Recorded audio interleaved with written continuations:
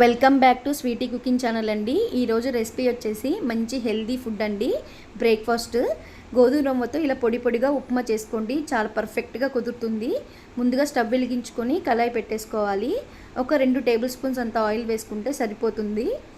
ఎక్కువ వేసుకున్న అంత టేస్ట్ ఉండదండి. ఇందులో ఆయిల్ కాగిన తర్వాత 1/2 టేబుల్ స్పూన్ జీలకర్ర, 1/2 టేబుల్ స్పూన్ ఆవాలు, 1 టేబుల్ స్పూన్ శనగపప్పు వేసుకొని 1 టేబుల్ స్పూన్ పల్లీలు కూడా వేసుకొని వేయించుకోవాలి.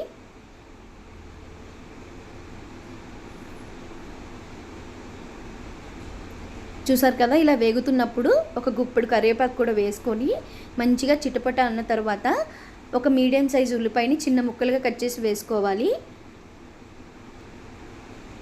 వేసుకొని ఒకసారి మంచిగా కలిపేసుకున్న తర్వాత ఇందులోనే మీ స్పైసీ తగ్గట్టుగా ఒక 6-7 పచ్చిమిర్చిని కట్ చేసి వేసుకోండి చిన్న ముక్కలుగా. ఈ రెండింటిని వేసుకొని మంచిగా కలిపేసుకుంటూ మగ్గించుకోవాలి.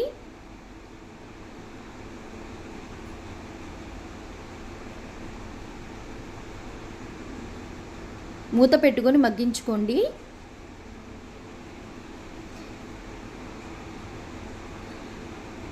నేను ఈ కప్పుతో గోధుమ రవ్వని తీసుకున్నానండి. బంసీ రవ్వ అని కూడా అంటారు. మీ దగ్గర ఎర్ర గోధుమ రవ్వ ఉన్నా కూడా ఇంకా మంచిదండి.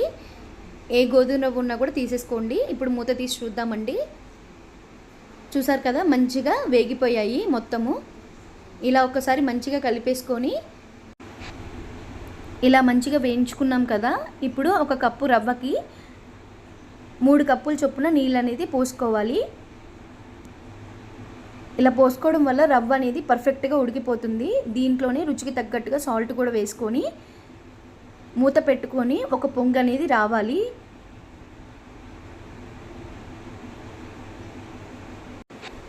చూసారు కదండి, నీళ్ళు అనేవి మంచిగా మరుగుతున్నాయి. ఇప్పుడు ఇందులో మనం ఒక కప్పు గోధుమ రవ్వ తీసుకున్నాం కదా, గోధుమ రవ్వని వేసుకుంటూ కలుపుకోవాలి. ఎక్కడ ఉండలు లేకుండా హై ఫ్లేమ్లోనే పెట్టుకోవాలి స్టవ్ అనేది. ఇప్పుడు మూత పెట్టుకొని ఒక 2 నిమిషాలు అట్లా ఉడకనివ్వాలి.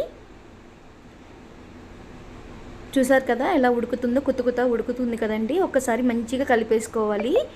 ఇప్పుడు స్టవ్ అనేది సిమ్ చేసుకోవాలి. ఇప్పుడు మూత పెట్టేసుకొని స్టవ్ అనేది సిమ్ చేసుకొని ఒక 5 నిమిషాలు కదపకుండా అలానే ఉంచేసుకోవాలి. చూసారు కదా, మంచిగా ఉడికిపోయింది.